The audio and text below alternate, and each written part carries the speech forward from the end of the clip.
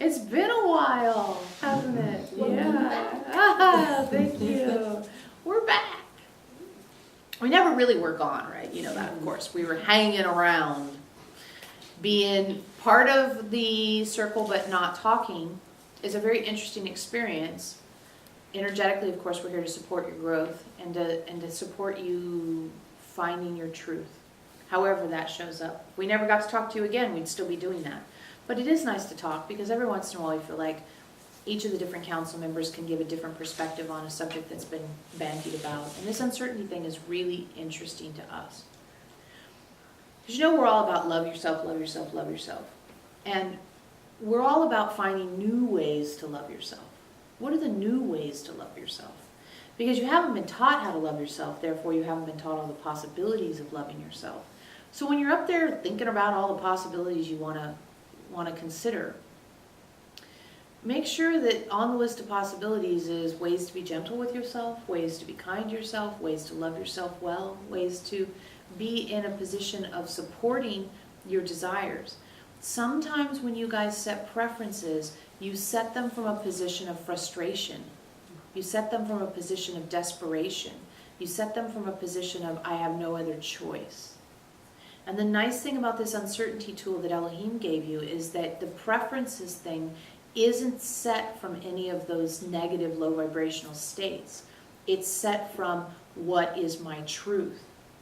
So be cautious if you find yourself using this tool and you feel that kind of low vibrational energy around setting a preference, like a defensive posture around preference setting, that instead you say, wait, scratch all that.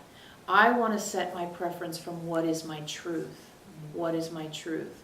What is kindest to me? That's a really, really good question to ask yourself in this thing. I'm uncertain about XYZ. What is the kindest thing I could do for me? You can also say it as, what is the thing I would do if I didn't have to consider anyone else's feelings? Now, you may not act on that, but it's good to know. It's good to know what you would do if you didn't make it right for everybody else first, or make sure everybody else is happy. What would you do if you were actually self-centering and focusing on what you need? And then if you need to, you can factor in what other people have to say or what you believe their feelings about something might be.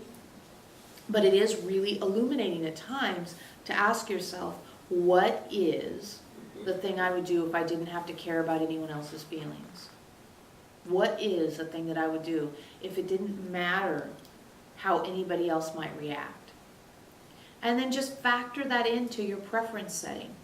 Because if you don't know what that is, then you don't know that sort of boundary point around your preferences. Like my preference is to have a new car. Just pick something, right? And then if I didn't have to care about anybody else's feelings, maybe I could get a car that's really fast instead of the economical hybrid, you know, where people are going to look at me and say, ooh, your car doesn't get good gas mileage, you're bad on the planet, right? Like, just to know that truth of you. What is the truth of me? What is the sense I have about what I would want or buy or prefer if I didn't have to factor in what society says or what mom says or what my boss says? Just to kind of fill out your preference bubble. Let's call it your preference bubble, right? I have all these preferences about my bubble. And in that preference is to have a real fast car and not make my preference based on what kind of gas mileage it gets. Or my preference is to have, you know, a luxury car when my friends might think I should have gotten something more economical. Or my preference might be to get an SUV because driving a big car makes me feel more comfortable being up high off the road, and I don't have to, maybe I have to deal with the judgments of people who think my car's, you know, a gas hog or takes up too much space or whatever you might think what people think. So it's really kind to yourself to discern your preference without other people's influences. And then you can take some of their influences into account if you care to. But starting from that ground level place of knowing just what's true for you first, and then moving into how you want to get clarity Now, of course, if you start with just what's true for you first, and then you hear your mom's voice saying, oh, that's a waste of money, or you hear your boss's voice saying, you know, oh, that big old car takes up half the parking lot, or you hear these different voices, of course, then that becomes the baggage and static that you look at to discern whether or not those voices are something helpful and constructive in you setting a preference, or if they're just habitually telling you something that is actually not currently valid in your reality, but is the past or the future sneaking its noses in. You got it? Got it. Very, very good. We're glad it's helpful. It's one of those things that sometimes you can forget to ask because you have been taught that it's selfish. But you know, we like self-centering. You really can't love yourself 100% unless you're willing to know 100% what your preference is without other influences. And it doesn't mean you don't take anybody else's feelings into account. It just means you know what your feelings are first, and then you take other people's feelings into account, not the other way around. That you've all been taught to do it the other way around. And it makes it really hard to know the truth of you. It makes it really hard to know who you are if who you are has to be run through 58 other people's filters before it gets to you.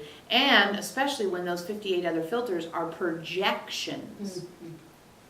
I think they think this becomes more important than what I know about me.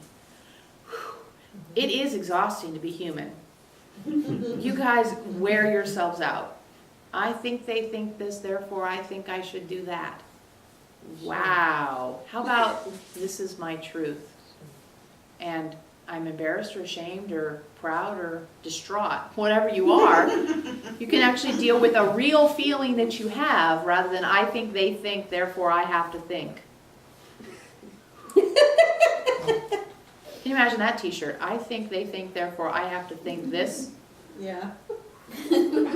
People will be like, yeah, I do that every day. Because you do. So there you go. There's another little bumper stinker for you. I've given up on I think they think, therefore I have to think this. And I just do whatever the fuck I want.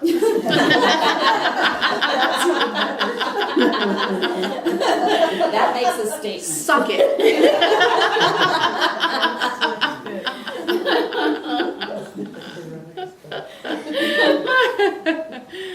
Yeah. We missed you guys. All right, it's Fred's turn. Good night. Welcome back. No, thank you. Thank you.